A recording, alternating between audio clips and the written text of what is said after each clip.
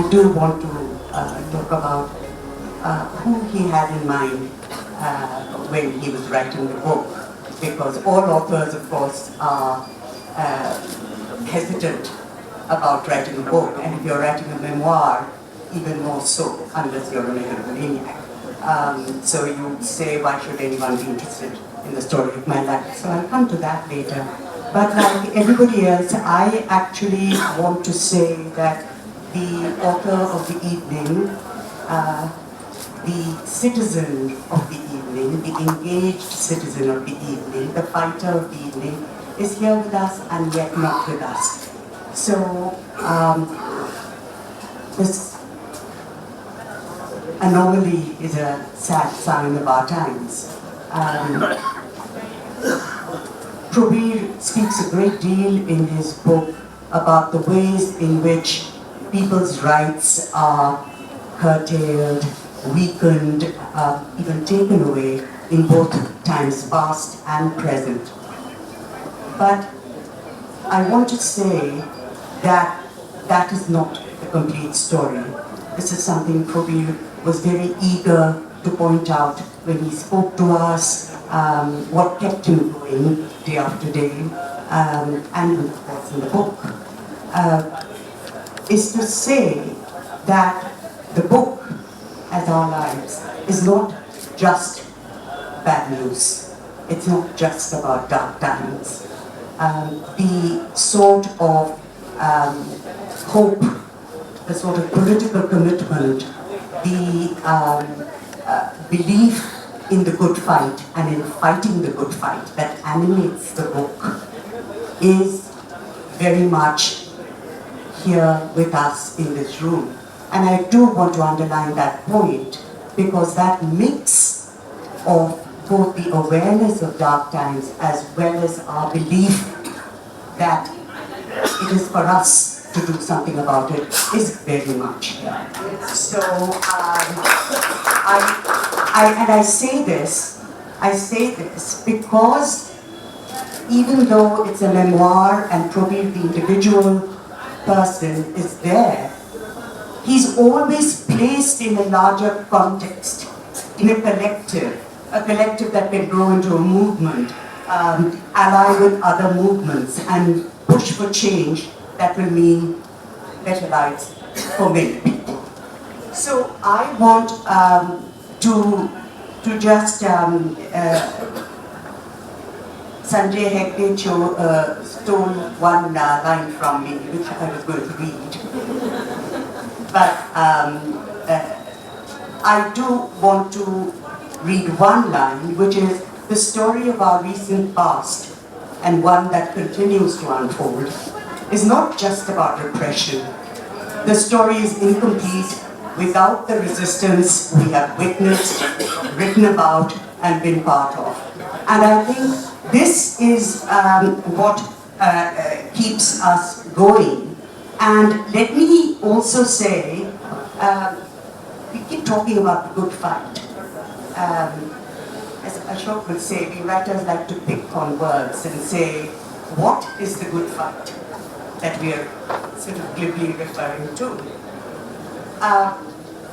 I think that the good fight, dissent, the political test, all this that we're talking about, for many of us here, it is, whether they be writers or readers or journalists, students, teachers, it is simply the freedom, the right to continue doing our jobs. And we are in a time when lawfare, intimidation, draconian laws are stopping us from doing our work. This is what Newsclick was doing. They were doing their work. This is what a lot of journalists are doing and getting into trouble.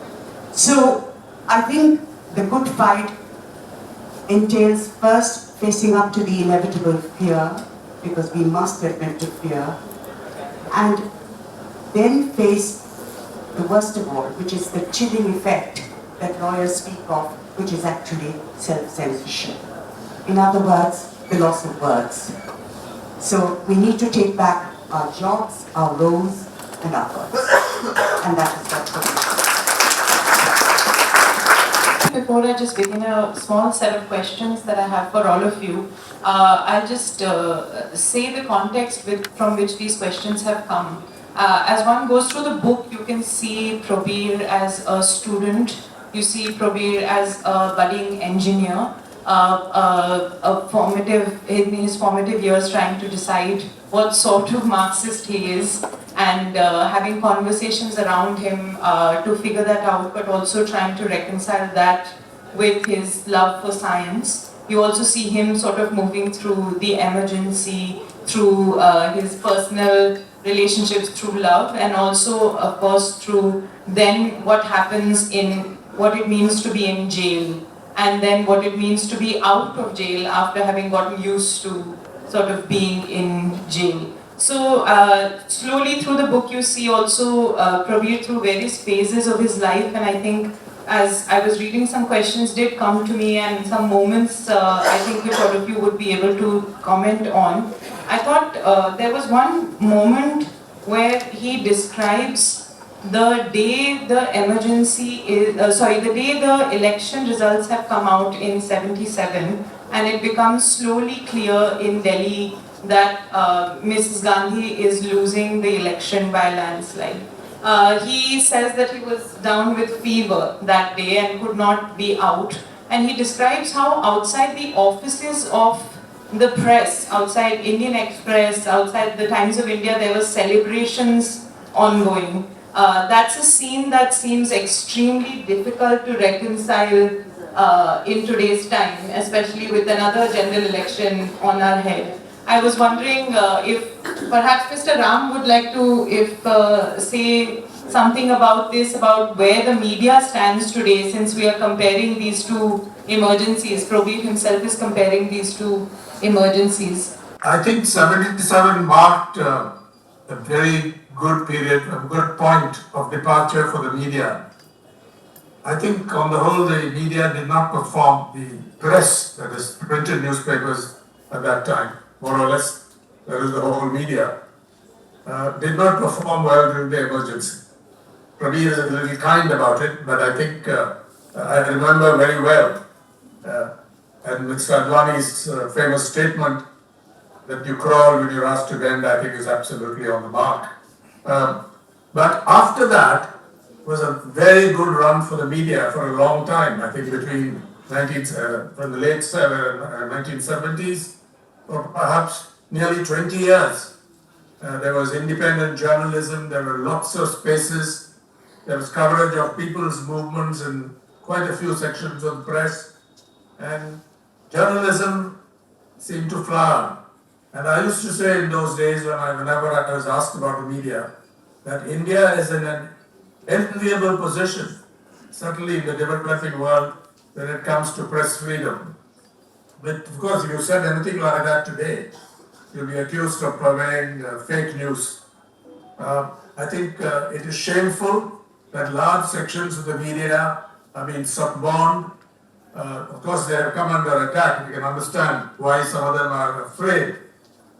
Journalists have been murdered. We have the data on that from the Committee to Protect Journalists. We have data on how many journalists have been charged under the UAPA. The Wire story brought that out.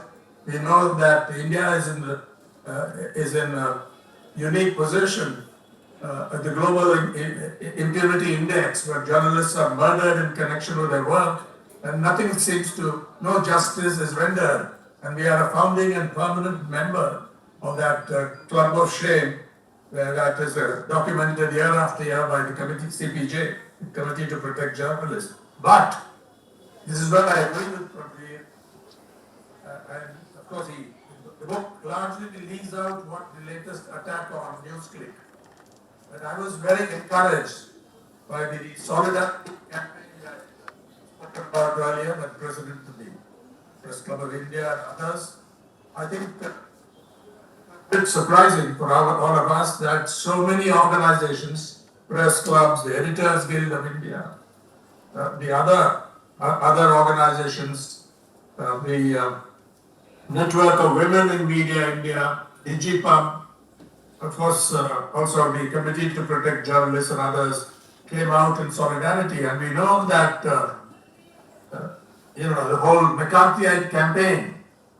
I think it's not essentially a media story. It's about a completely new socio-political formation, ideological formation, which has injected a lot of poison into the information ecosystem. They all descended on this, and I think this aspect has been missed in some of the analysis. The McCarthyism that descended on Newsclick and in Prabir and Amit Prabir in particular, aided and abetted, sparked in fact by a lousy piece of journalism by the New York Times. We have to call them out on this. Just go back and read that story that appeared on August 5, 2023, titled "A Global Web of Chinese Propaganda Leads to a US Tech Mogul." This is, I think, symbolic of what is happening to the media. The story was about somebody I know very well, possibly I met him before Prabir did, Neville Roy Singham, who founded a world-class IT consultancy, sold it, and put a lot of that money into a foundation to fund progressive causes. And after doing all the diligence requirements, diligence checks, they invested a small amount, a modest amount in the private company that runs this collective called Newsclick. And the New York Times story, I read it very closely, refers to, makes two casual references to Newsclick.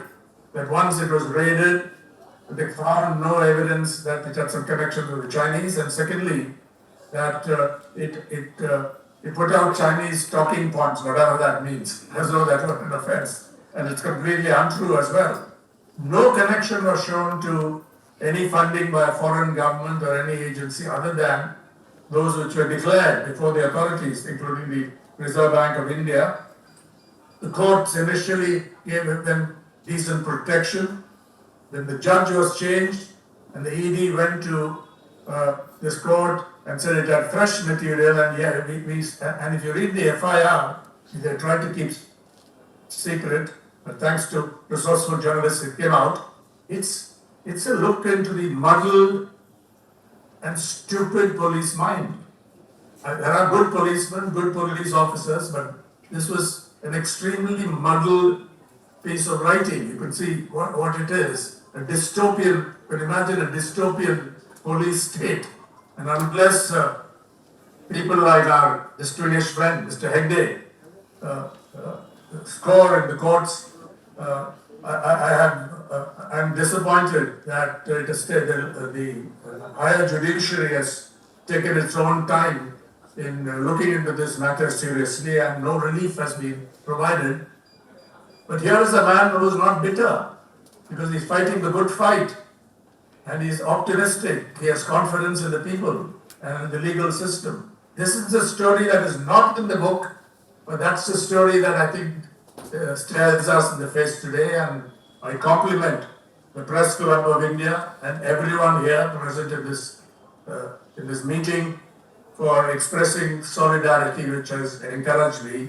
So you have a somewhat dark picture out there, particularly two television channels doing propaganda, particularly on this issue, scandalizing Prabir Purkayastha and Newsclick, but there is resistance.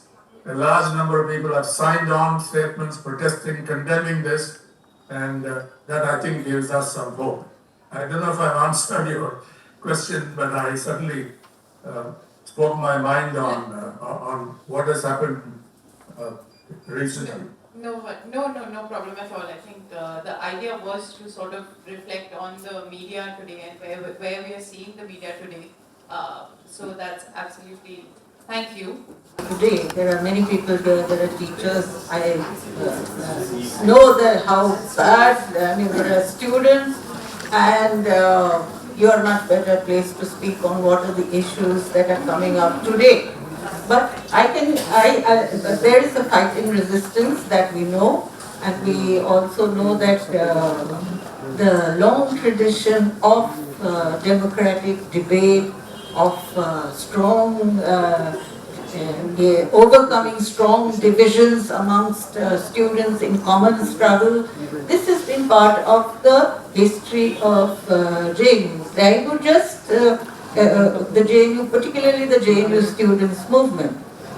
To my mind, in today's context, I think the teachers movement also has a big role to play. That is a difference. In our time, that was it was the student movement that completely dominated.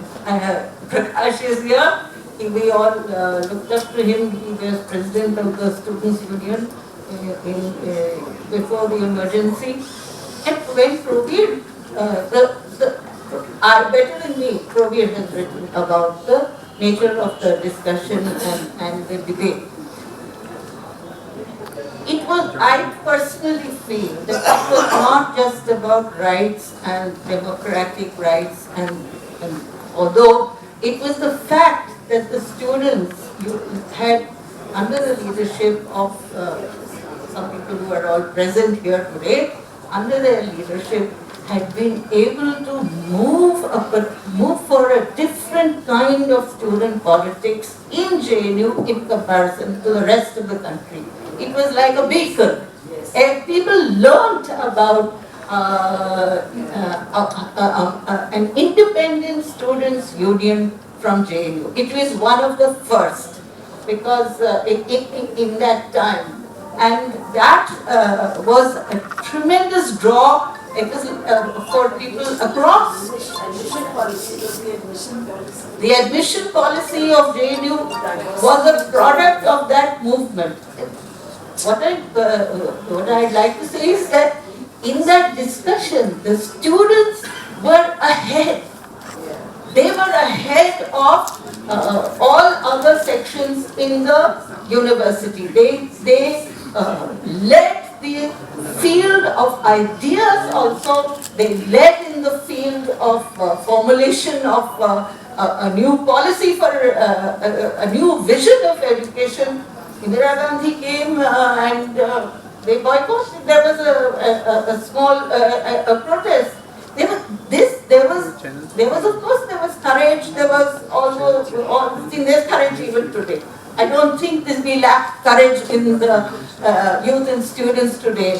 Even this small incident, they call it a security breach. I think really, some 4 or 5 young people have gone into the thing. They have released some harmless gas as a sign of, as a particular protest.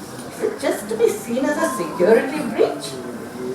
This was not this is the whole media, unfortunately. Ram has spoken on media, but media is also talking of it as a security breach. Question is, they wanted to say something. The fact of the matter is, their voices are not being heard from other traditional forms of protest, so that is the thing. But in JNU, there was this thing, and there was a high, of course, in that, and students will know also that even today, when you go into a movement and you suddenly have the ideas with which to be able to challenge, that was there. As far as, but we saw the emergency, of course. We saw the emergency, and in the emergency, there was no stop to the resistance. There was no pause as such that took place. And because tactics were worked out, and Prabir describes that in his book, how there was an overground and an underground. The two were sort of related in a particular way. Ashoka was also there. This was the time when Prabir also, his personal life also, the romance, the love between Ashoka and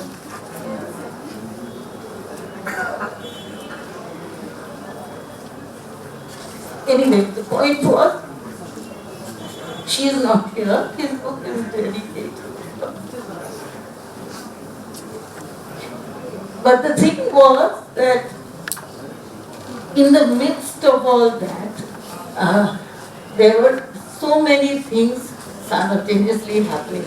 And it is not for me to describe it. It has been so well described in this book. I think all of you can read it. And you'll know the whole story as it is. All I can say is, it was a time of ferment and a lot of new ideas, and perhaps less complicated. Perhaps less complicated than it is for young students today. I mean, Why do you say that? I mean, less complicated in how do you see that? well, it comes in the sense of the first phase after the freedom struggle, what freedom was giving us and what it was not giving us. That was the main question that was there. So today, it is I mean, far more complex. The university spaces have become, I mean, the ideas are also multifarious. It's like a bazaar, and I always feel that for young students, it's a much more difficult and stressful time than it was in those times. So they face many more challenges, and I believe that they are really trying in their own different ways. What I think that in their own different ways to face those challenges, to fight back, and we are seeing so many more. For example, we see many more women students coming out in so many kinds of struggles than at that time. That was not, I mean, in JNU it was there, that the girls were there. That was a space of freedom even for girls at that time. And so it opened up a new space. But today also I see so many young people in far more difficult circumstances also keeping up the good fight.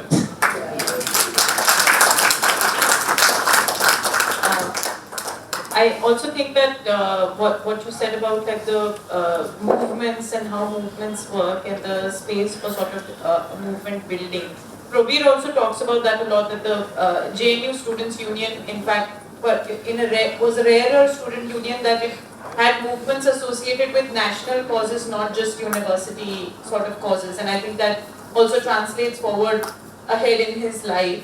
And I think I wanted you to please, Mr. Rizal, to please talk about sort of people's movements are a big focus of the book as well. I mean, it's also one of the reasons that Prabir sets up Newsclick, because he thinks that media and other places are forgetting about covering people's movements. As someone who's been a part of such movements, who's set these up, whose association has been with these, would you talk about what people's movements mean, what they mean to Prabir, what they mean today, how you have seen them through the years post the emergency? With the discussions, and the book also says that very clearly. He said in one place, it is, this movements and all this has given a purpose for his life, and that is the value he has given for the actually the people's movements, and his belief on the people's movement, how it has to build. It started almost like from the Asian Social Forum, very visible, and the World Social Forum, and all those things are also he was. But the problem, and we also see that, we never see the Prabir on the front. That many things happens, but he will be the very somewhere else. He will not be on the stage. So people may not be knowing, but building the movements and building the networks and building the alliances of the networks. That is his strength, and that is what he has. The ED inquiry that first day, and Basha and we want to accompany him, and we went. At the one point, we don't know which is the economic offense wing, which is the ED. Both are there, officers. We are going there, and they say that not this office, that office. Then we went that officer. They said, "कोई एक office तो जाना पड़ते हैं, वो तो letter भेजा." Then he said that at the end, Basha, आप यहाँ तक ही आ सकते. Now you have to leave and let me go. This is a fight which we everybody together in the spirit, but personally I have the demarcation of the where the roads and the movements actually. For us, we never had the website. We were, हमारा का website, I don't believe all this social media, that is a different story. But he said very openly, we can build. the website for you. That's not, we have the people. And I said that we want to have some other thing. He said that we have then another institution in Gudgaon. And we said that there is a public, the meeting there we are organizing in Hyderabad, Mahaja. There are the 2,000, 5,000 people are gathering where you can discuss about this vulnerable issues. So all, you say that we need a technology now. The gutter पे मर के लोग इतने लोग ने मार डाल रहा है तो रुकना चाहिए तो इसका मशीन चाहिए सरकार नहीं बना. Don't worry, I am an engineer. He will become engineer, he will become journalist, he will become a friend, he will become what not. Everything. I am an engineer and I will call. Then really, literally, he called many people as a scientist and IITians and the Indian Science Institute Bangalore and everybody made in a tech committee and he made in a report and he released in a report, a tech report with the technology for the sewage and sanitation. So the voices where actually the government has to hear, where if they are not, there the Prabir presence was very remarkably, he was showed that. That is important. Then second final is the Newsclick. So why the Newsclick? See, we are doing a small movement like, sir, हमें मारना बंद करो. छोटा 15-20 लोग हैं. But in India there are so many newspapers, so many channels, none of them covered even a single day. There is only one, that Newsclick, they covered more than the 20 times in this 1.5 years time. The people's voice where can hear, they have given the space for the marginalized oppressed. That is the reason they want the government want to crush. It is not that the paisa wahan se idhar, paisa sabka milte hai, sabka hote hai. Including the ruling party also receive the money and everybody to run the show, they need the money. There is nothing, nobody is violating. If they are violating, you have to prove. And you have to show the proof and you can do. You cannot trust the media just stating something. But the truth is actually, they have given the voice for all the marginalized. I don't want to use the voiceless. The marginalized also has the voice. That voice they have given in the echo way in the whole media world. That is the crime the state is doing. But I salute even the Newsclick. They are still giving the same voice, even without the capital, even today. And the state cannot crush that voices at all in the Bihar or any state. There's two things that I think I feel we should really touch upon before maybe taking some questions. One, I think, is the presence of an institution that has been present in Prabir's life and in the Republic, where is the courts, which is a big part of the institution that has been affecting his life as well, and also, of course, is something that we must discuss today. And I think if we can have that, and then I would really love if you could talk about 3rd October and how the book was formed and what happened on 3rd October, if you could talk about that before we move to some questions. But Mr. Hegde, I thought it would be useful to talk about, I think, for instance, part of the book really builds on the relevance of the AIDEM Jabalpur and then also the judgment that affects Prabir, that judgment, and then also what the courts had meant through the emergency and what they mean today. So could we talk about that a little bit from 77 to now, from his first stint in jail to now, what have the courts meant? You know, I sometimes feel like a priest who has lost his faith. We serve an institution which is the bulwark of our democracy. We came, and I have my intern here, we all come with the feeling that we are soldiers of those who are supposed to be sentinels on the qui-vive, who are zealously tasked with defending the liberties of the citizen. And now, I've spent about some 35 years in this profession, and many people who started off with me are now judges. And they're good people. The thing that happens is that we all tend to become careerists at some point of time. we all tend to look only at what is before us and see what is it that we can do for the day. It becomes very easy to turn people into papers, to turn causes into mere ideas and ideologies, and whatever is the dominant ideology of the day, to interpret things according to that. I mean, what is the difference between the first emergency and today?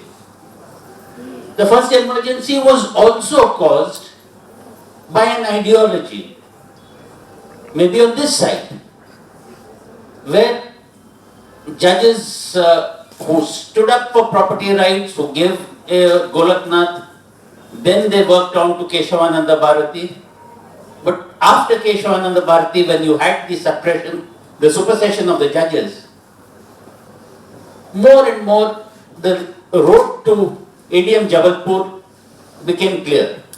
Because even when the brave dissenting Justice Khanna wrote his judgment, he told his sister, look, I have written a judgment that will cost me my Chief Justice. But he was not a careerist.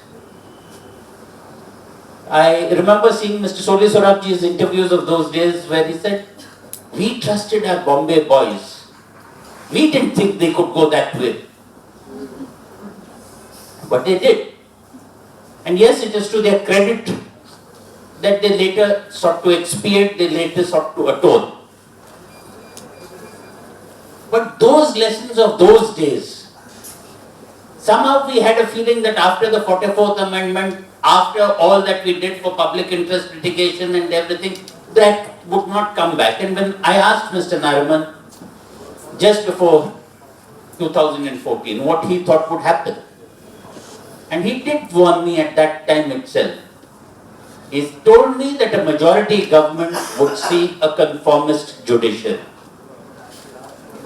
And often I ponder about the lessons that our judiciary could take from their brothers across the border. Some of the most brilliant of judges went across, fell to the lot across the border. Justice Muhammad Munir was somebody who was so brilliant that Lord Devlin, who had appeared before him as a lawyer, said he was the sharpest judge I've seen. But it was Muhammad Munir who came out with the doctrine of necessity that whitewashed military rule in Pakistan. And from Muhammad Munir down to Anwarul Haq, who hung Bhutto, and a whole lot of judges, there were very rare exceptions. There was a rare Justice Dorab Patel who refused to take oath under the martial law administration and consequently resigned his job. The day he resigned, he got a call from the Chief Martial Law Administrator, General Muhammad Ziaul Haq, saying, please have dinner with the President at the palace. So shaking, shivering, telling his wife that, this is where I'm going. He went there. And he had a good dinner. And General Ziaul Haq came out to put him in the car and then told him, Dorab, if there's anything that you ever need, tell me. I'll do it. Dorab Patel lived to see the end of Ziaul Haq. Dorab Patel later went on to the International Court of Justice. But he did not compromise. He was not an opportunist. He was like that great story of Habib Jalib, who to Yahya Khan's face said, वो जो तुझसे पहले यहाँ तक नशीब था, उसको भी अपने खुदा होने का उतना ही यकीन था. And somebody told him, साहब ये तो मौका नहीं था ये शेर कहने का. And Jalib साहब said, मैं तो मौका परस्त हूँ नहीं.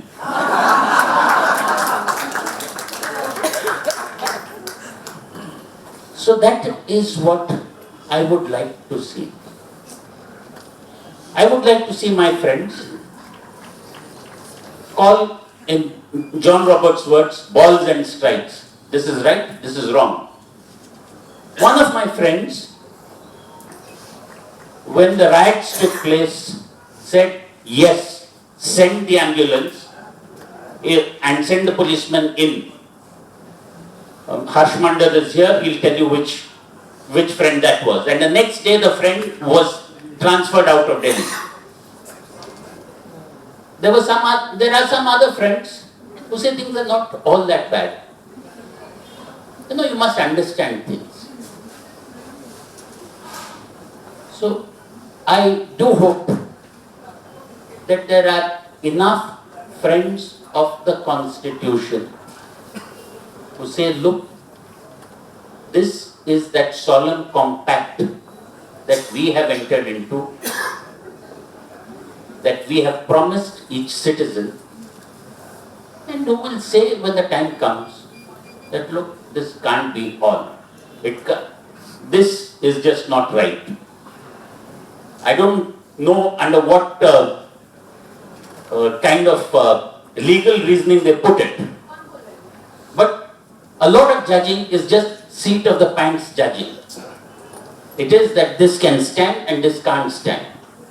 And I don't think that irrespective of the volumes of charge sheets that the Delhi police imagination turns out,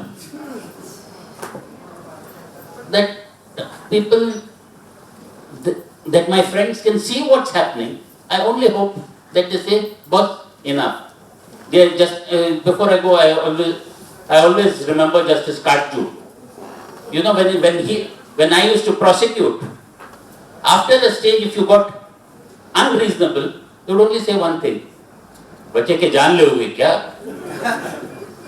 And sometimes this is where that breaking point comes. That oppression then no longer is sustainable. And I'd end by saying, यूं ही हमेशा हमने खिलाए हैं आग में फूल, न उनकी हार नहीं, न अपनी जीत नहीं. And that's the hope that I'd like to leave. Prabir, I ask you to please discuss. I think it would be good to hear how the book came to form, and I think perhaps that's also a good place to sort of close the conversation between us and open it to some questions. But I think just to think about just coming back to how the book was imagined and then what happened and how these things changed on 3rd October, over 2 months ago. Yeah. Well, it didn't begin on October 3rd. It began February 9, 2021. And we had the ED in the house for 4.5 days. But before I get to the book, I wanted to add something to what you were saying about how some people are silent and then some people actually speak and it's terrible. Their speaking there's good speaking and bad speaking. And I think of that because when we were all interrogated, I think the journalists were mostly asked if they'd covered the farmers' movement and so on, or COVID. What else would journalists do? But I, being a strange animal, was asked. I don't think the Delhi police has much experience in interrogating fiction writers, since they've stolen the word narrative from us. So they asked me, who tells you what to write? And which puzzled me considerably, because I consider telling them that this is a question that people have been puzzling about for years. Why do you do a mad thing like write novels when you could have a decent job? But then, now listening to you, I realize there are people who are told what to write. Very bad fiction indeed, malignant in fact. So about the book, really, I think the book began many years before I even heard of the ED. But we were always talking about this emergency experience, and I would say you must write about it, it's important for young people and so on. and before you get too old. And I want to emphasize this. It is not a book, and it was not an enterprise to write about the emergency. Which is why we are trying not to call today an emergency, because it's not. We don't know what it is. And the unnamed, the unnameable is always more scary. And I think that's very important to point out, and that is really what he wanted to do. He wanted to talk about that experience, and he had a very specific audience in mind.